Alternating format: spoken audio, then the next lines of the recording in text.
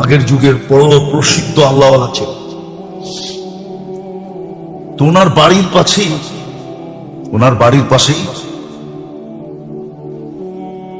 এক ব্যক্তি থাকতো যে কবরস্থানের কবর খোদাই করত।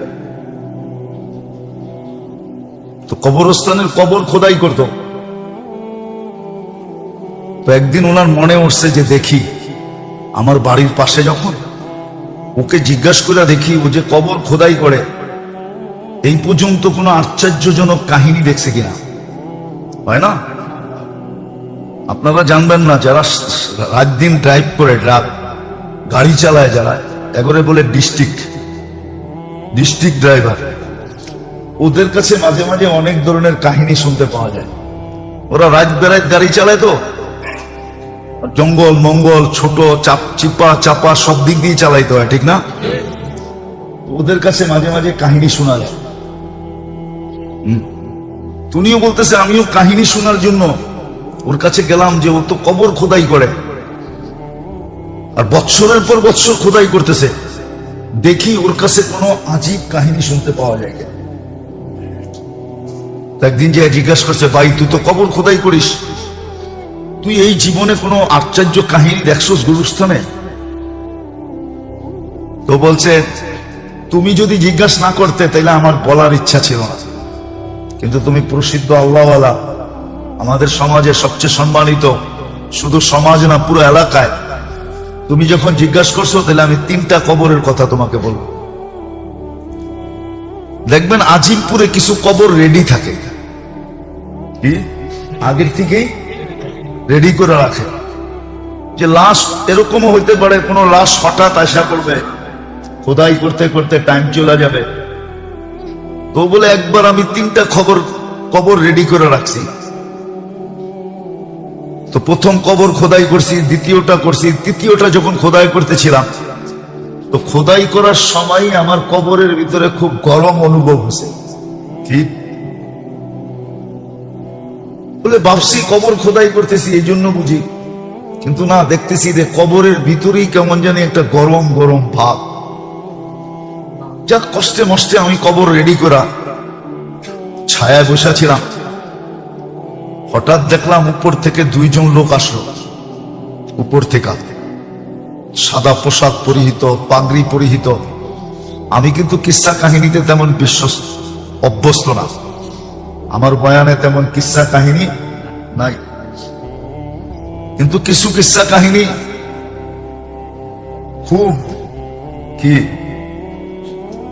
বিশ্বস্ত দেখা বলতেছি। বলে দেখলাম 2 জন আসলো। প্রথম কবরের কাছে দাঁড়ায় একজন জিজ্ঞাসা করলো, কি লিখবো?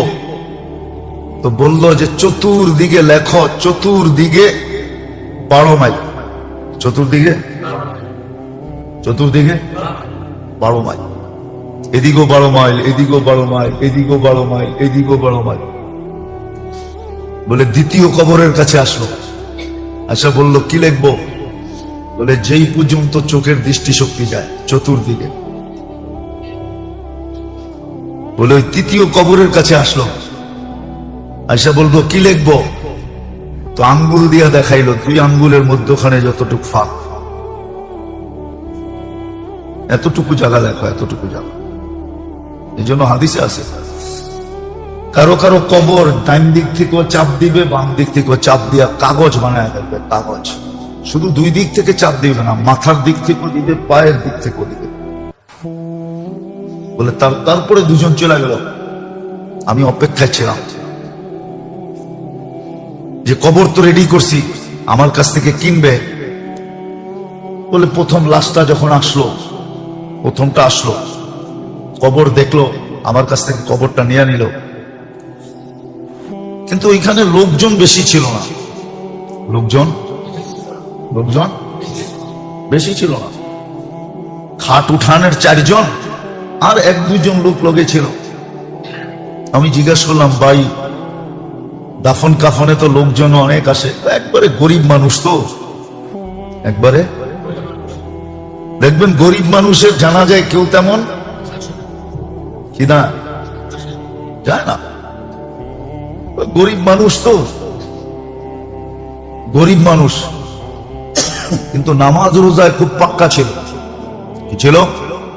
ওরাই বলতেছে দিনদারিতে খুব পাক্কা ছিল, কিন্তু সমাজের একবারে গরিব মানুষ তো, এই জন্য কেউ আসার প্রয়োজন মনে করে নাই। শুধু আত্মীয়, আপন থেকে আপন আত্মীয়রাই আসছে, আর কেউ আসে নাই। বলে চলে গেল। দ্বিতীয়টা বিক্রির জন্য আমি অপেক্ষা করলাম, দ্বিতীয়টা আসলো। ওইখানে শুধু 4 জন লোক, যারা খাট কাঁধে উঠাইতে কয়জন লাগে? ওই 4 জন লোক। তারাও এসে কবর নিল। তো জিজ্ঞেস করলাম, ভাই এখানে 4 জন কেন? এই লোকটা আমাদের এলাকারই না, পরদেশী। কি? মুসাফির। মুসাফির, কিন্তু লাশ তো দাফন করতে হবে, এই জন্য 4 জনেই আসছে। আর মুসাফির ও পরদেশীও এরকম যে এর কাফন দাফনের ব্যবস্থার জন্য চান্দা করতে হয়েছে। আমরা কিন্তু চান্দার মাধ্যমে তোমার থেকে কবর নিলাম, এই জন্য কেউ আর আসার প্রয়োজন মনে করে না, আমাদের 4 জনকেই পাঠায় দিয়েছে। পরদেশী, সফর অবস্থায় মারা গেছে। আর সফর অবস্থার মউত মুসলমানের জন্য শাহাদতের মউত। বলে আমি অপেক্ষায় ছিলাম তৃতীয় কবরটা বিক্রি হোক। বলে তৃতীয়টার সময় যখন দেখলাম, তো দেখলাম যে লোক আর লোকে লোকারণ্য একটা লাশ নিয়ে আসতেছে। লোকে লোকারণ্য, লোকে লোকারণ্য। ওই যার জায়গা দেখাইছে এতটুকু, কতটুকু? এতটুকু। তো আমি জিজ্ঞেস করলাম, ওটা মহিলার লাশ ছিল। জিজ্ঞেস করলাম উনি কে? ও আমাদের এলাকার সম্ভ্রান্ত ব্যক্তির স্ত্রী। এই জন্যই তো এলাকার সমস্ত মানুষ আসছে। এলাকার কি সম্ভ্রান্ত ব্যক্তি, এই জন্যই তো সবাই ভাঙ্গা পড়ছে, এত লোক। কিন্তু আমি মনে মনে ভাবতেছিলাম, জিজ্ঞাসা করলাম এক আমল কিরকম ছিল? বললো সম্ভ্রান্ত ব্যক্তির স্ত্রী, সম্ভ্রান্ত ভাবেই চলতো।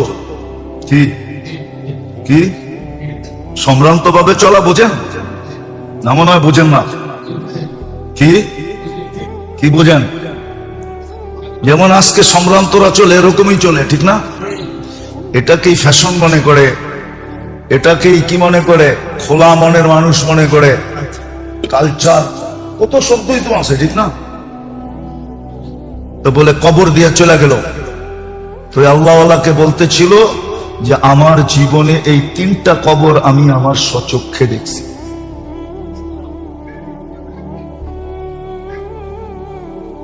তো যেটা আমি কোত্থেকে জানি বাহির হয়ে গেলাম, এতিমদের মাল খাওয়া, এরকম গীবত করা, এরকম শরাব যারা পান করে তাদের, এরকম যারা গান বাদ্যে অভ্যস্ত, এদের তো দেখাইছেন। যারা এটাও দেখাইছেন যারা মানুষকে অহেতুক হত্যা করে, কারণ ছাড়া অনর্থক হত্যা করে। এটাও দেখাইছেন মা বাবার নাফরমানি করলে কি হয়। তো এরকম সত্যটা আল্লাহ রসুলকে দেখাইছেন। আর দেখানোর কারণ এটাই ছিল যে আপনার উম্মতকে আমি যে মর্যাদা দিছি, তাদেরকে যা বললেন মর্যাদা যেন অক্ষুণ্ণ থাকে, এটার ভিতরে যেন দাগ না লাগে, কেউ যেন আঙ্গুল না উঠাইতে পারে, এরা যেন মোটা মোটা, যেমন আমি আগেও বলছি এখনো বলতেছি, যদিও রজব শেষ হয়ে গেছে, আল্লাহ কিন্তু এই উম্মতকে 4 মাস গুনাহ না করতে বলছিলেন। কোরআন বলে ফালা তাযলিমু ফীহিন্না আনফুসাকুম, 4 মাস আল্লাহ এই উম্মতকে গুনাহ না করতে বলছিলেন। রজব, জিকাদা, জিলহজ্জা, মুহররম, এই 4 মাস। আরবি মাসের নামই তো জানে না, তো আবার গুনার থেকে বাঁচবো কেমনে? যেটা জানার দরকার ছিল ওটা জানে না। মুসলমানের জানার দরকার ছিল আরবি মাস, আরবি মাস জানে না, জানে ইংরাজি মাস। যেটার লেগা জান দিল ওটাও জানে না। কি বাংলার লেগা জান দেন নাই? কইতে পারবেন বাংলা 12 মাসের নাম কয়জন করতে পারবেন? বলেন তো দেখি। রাগ হয়ে গেলেন? বাংলাদেশে বাংলায় কয়টা মাস? 30 কয়টা 31 বলতে পারবেন? বাংলায় 29 28 কোনো মাস নাই। বাংলার সমস্ত মাস 30 নাইলে 31 বলতে পারবেন কয়টা কয়টা? জানতো দিলেন বাংলার লেগা। আইতে তো আছে, মাপ চলতেছে, ফাল্গুন চৈত্র, তারপরেই বৈশাখ আসবে। পয়লা বৈশাখ তো খুব পান্তা ইলিশ খাবেন। কিন্তু রাগ হলেন না, কিন্তু পারবেন কেউ যে কয় মাস 30 কয় মাস 31 বলতে? আমাদের যুবকরা তো বাংলা মাসের নামই জানে না। কি কোন যুবক দাঁড়ায় বলুক 12 মাসের নাম? কয়জনে জানে? হাত উঠাক এখানে যে আমি বাংলা মাসের নাম। আপনি না যুবক, আমাদের যে ইয়াং যুবকরা আছে যারা স্কুল কলেজে পড়ে, ওরা বাংলা ভাষার নাম জানে কিনা? বাংলা ভাষার নাম জানে কিনা? কয় মাসে কয় ঋতু হয় এটা বলতে পারবে কিনা? ঋতু কয়টা? কোন কোন মাসে কোন ঋতু হয় এটা বলতে পারবে? আমার তো মনে হয় বড় বড় প্রফেসররা পারবে না, কেননা ওরা তো সারাদিন ইংরেজিতে কথা বলে। কি কি জান দিছে বাংলার লেগা, কথা কয় ইংরেজিতে। কি তাহলে ভাষা দিবসটা বাদ দিয়ে দিলেই হয়? অ্যাসেম্বলিতে দাঁড়ায় দেখবেন ইংরেজিতে কথা বলে, বাহিরে দেখবেন বক্তৃতা দেওয়ার সময় ইংরেজি কয়। তাইলে ওই তো বাংলা ভাষায় জান যারা দিল ওদেরকে কি করলো? কটাক্ষ করলো, ঠিক না? ছোট করলো, হ্যাও করলো, ঠিক না? ওদের ইজ্জত হানি করলো। যাক, এটা আমার বিষয় না, বুঝানোর জন্য বলতেছিলাম। 4 মাস আল্লাহ গুনাহ করতে নিষেধ করছিলেন। ফালা তাযলিমু ফীহিন্না আনফুসাকুম। অথচ 4 মাসের নামই তো জানে না। রজবে গুনাহ নিষেধ করছিলেন। শাবান চলতেছে এখন, শাবান। নবীজি নিজে বলছেন শাবান আমার মাস, রমজান আল্লাহর মাস। আল্লাহর রাসূল শাবানে রোজা রাখতেন এত বেশি যে রমজানের সাথে মিলাইয়া দিতেন। শাবান ছিল রমজানের পূর্ব প্রস্তুতি, শুরু হলো শাবান মাস। রমজানের জন্য প্রস্তুতি, পূর্ব প্রস্তুতি শাবান। শাবান মাস এই জন্য ছিল যে রমজান মাসে যেন কোন দুনিয়াবি কাজের জন্য কোন মুসলমানকে 1 মিনিট সময় না দিতে হয়। সেজন্য শাবানে সব গুছায় নেয়, শাবানে সব গুছায় নেয়। রমজান মাসে যেন পুরা সে ফারেক হয়ে যায় ইবাদতের জন্য। এটা ইবাদতের মাস, বন্দেগীর মাস, কামানের মাস, আখেরাতের কামাইয়ের মাস ছিল রমজান। জানি না আল্লাহ নসিবে রাখছে কিনা, পৌঁছতে পারবো কিনা। রমজান কামারি মাস ছিল, আখেরাত কামাই মাস। এই মাসে সব কিছু ক্লোজিং করার মাস ছিল, ক্লোজিং বন্ধ করার মাস, ব্যবসা বাণিজ্য সব। শুধু নিত্য প্রয়োজনীয় জিনিস। এই জন্য আফ্রিকার বহু দেশ আছে ফজরের পরের থেকে হাট বাজার শুরু হয়। কি কিছু দেশ না, আফ্রিকার অধিকাংশ দেশে দোকানপাট, অফিস, আদালত সব ফজরের পরে খোলে আসর পর্যন্ত। আসর হইতে দেরি, সব বন্ধ হইতে দেরি করে না। শুধু গভীর রাত পর্যন্ত 2টা জিনিস খোলা থাকে, একটা হলো খাওয়ার আইটেম আর একটা হলো ওষুধ। এই 2টা খোলা থাকবে, আর কিচ্ছু খোলা পাবে না।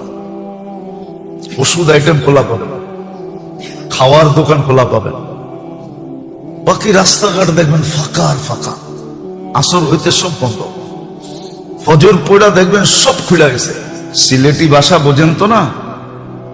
তো সিলেটের এক লোক বলতেছিল, কবরে যদি কুস্তা আজাব নাই হইতো, কবরে যদি কোনো আজাব নাই হইতো, শুধু যদি আল্লাহ রুটা ফিরাইয়া দেয় আর এই সংকীর্ণ জায়গাটায় আর এই অন্ধকার জায়গাটায় যদি থাকতে কয়, তাইলেই তো যথেষ্ট। কি বলেন? আর কোনো আযাব নাই দিল। যেমন দাউদ আলাইহিস সালাম বলছিলেন মালাকুল মউতকে দেখা যে কোনো আযাবের দরকার নাই, আপনার চেহারাটাই যথেষ্ট, আপনার চেহারাটাই যথেষ্ট। আপনার চেহারাটা এরকম ভয়ঙ্কর, আসল রূপটা এটা দেখলেই যথেষ্ট, এটা দেখলেই। কেননা দাউদ আলাইহিস সালাম নিজেই বেহুশ হয়ে গেছেন, এক নজরের পরে দুই নজর দেখতে পারেন না, বেহুশ হয়ে গেছেন। ফাকাশিয়া দাউদ, উনি বেহুশ হয়ে গেছেন। মালাকুল মউত আল্লাহর কাছে বইলা ওনাকে হুশে আনছেন, বলছেন নাইলে কিয়ামত পর্যন্ত হুশে আসবে না। তো কবরের আযাব তো দরকার নাই। এই গুটগুটে অন্ধকার আর এই সংকীর্ণ জায়গাটায় যদি আপনার রুটা ফেরত দিয়া দেয়, আর যদি আল্লাহ বলে এই অবস্থায় কিয়ামত পর্যন্ত থাক, তাইলেই তো যথেষ্ট, তাইলেই তো যথেষ্ট, তাইলেই যথেষ্ট। আমি ভুলে গেছি, তো যারা ব্যভিচারে লিপ্ত যদি তওবা না করলো দুনিয়াতে, আজকে তো তওবা করবে দূরের কথা, এটাকে ফ্যাশন মনে করা হয়। কি ফ্যাশন মনে করা হয়? তো যে উদাহরণটা আমি দিতেছিলাম, বলেন চুম্বকের কাছে যদি লোহা থাকে তো সেটা আকর্ষিত হবে না হবে না? তো নারীর সামনে তো পুরুষ চুম্বক, সে কি নারীকে আকর্ষণ করবে না? আবার পুরুষের সামনে নারী তো কি চুম্বক, তো সে কি পুরুষকে আকর্ষিত করবে না? না করবে না? আর যদি না করে তাহলে বুঝা যেতে হবে আপনার ভিতরে পার্স নাই, আপনার ভিতরে কি নাই? কি নাই? না রাগ হয়েন না আমার কথা, এটা যুক্তিসঙ্গত। তাহলে বোঝা যাবে আপনার ভিতরে কি নাই। ওই সার্কিটটা নাই আপনার ভিতরে, ওই আইসিটা নাই, ওই ওই ওই পার্টসটা আপনার ভিতরে নাই। তাহলে বোঝা গেল ওইটার পার্টস আপনার ভিতরে নাই। কি নাই? ওই পার্টস আপনার ভিতরে নাই। অথচ এটার নামই দেওয়া হয় সভ্যতা, আধুনিকতা, কত শব্দ যে বানাইছে আল্লাহ জানে। অথচ ইসলাম যেটাকে নিষেধ করছেন, বানানেওয়ালা কারিগর নিষেধ করতেছেন। কারিগর, কারিগর বোঝেন? কারিগরকে, এটার কারিগরকে, এটার ডিজাইনারকে, এটার সেটিং করছে কে? এটা সবই তো আল্লাহ, ঠিক না? উনি নিষেধ করতেছে। আরে আপনি বিরোধিতা করে বলতেছেন ওরা আধুনিকতা বোঝে না। আপনি আধুনিকতা বোঝেন, ঠিক না? ওরা বোঝে না। আল্লাহ আধুনিকতা বোঝে নাই, আপনি বুঝছেন। এটা যেরকম দেখা আসছেন আরো আছে, আমি দুই চারটা আপনাকে দেখাইতেছি। আরেকটা দেখাইছেন যারা আমানতের ভিতরে খেয়ানত করে, আমানতের ভিতরে খেয়ানত করে। যেরকম এই যুগে আমরা সবাই আমানতের ভিতরে খেয়ানতকারী। প্রথম হইল আল্লাহর আমানতের খেয়ানতকারী তো আমরা অবশ্যই। ইন্না আরাদনাল আমানাতা আলাস সামাওয়াতি ওয়াল আরদি ওয়াল জিবাল ফাআবাইনা আন ইয়াহমিলনাহা ওয়া আশফাকনা মিনহা ওয়া হামালাহাল ইনসান। যে আমানত আল্লাহ আমাদের কাছে দিয়েছেন ওটার তো খেয়ানত আমরা করতেই আছি, ওটার খেয়ানত 100 করতেছি। যে আমানত আল্লাহ আমাদেরকে দিয়েছেন, মুসলমান ইসলাম রূপে যেটা আমাদেরকে দিয়েছেন, উম্মতে মুহাম্মদী রূপে আমাদেরকে যেটা দিয়েছেন, এটা তো খেয়ানত করতেই আছি। দ্বিতীয়, যেটাকে হুকুক বলে, হুকুকেরও আমরা খেয়ানত করতেছি, হুকুকেরও আমরা খেয়ানতকারী। প্রাপ্য যেটা আমাদের কাছে যেটা পাবে এটারও খেয়ানতকারী আমরা। তৃতীয় আরেকটা আছে, আমাদের কাছে যদি কেউ কিছু রাখলো তাহলে ওটাতেও আমরা 9-6 অভ্যস্ত। ওটা তো আমরা কি 9-6 অভ্যস্ত। আমরা 9-6 করতেছি, 9-6 আমরা অভ্যস্ত। এটাতে আমরা 9-6 অভ্যস্ত, আমরা 9-6 করি। আমানত খেয়ানত করার একটা উদাহরণ দিছেন।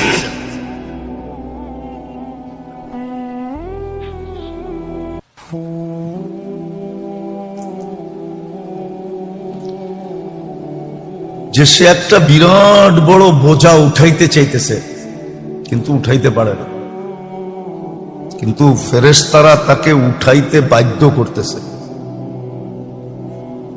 উঠাইতে কি করতেছে? বাধ্য করতেছে।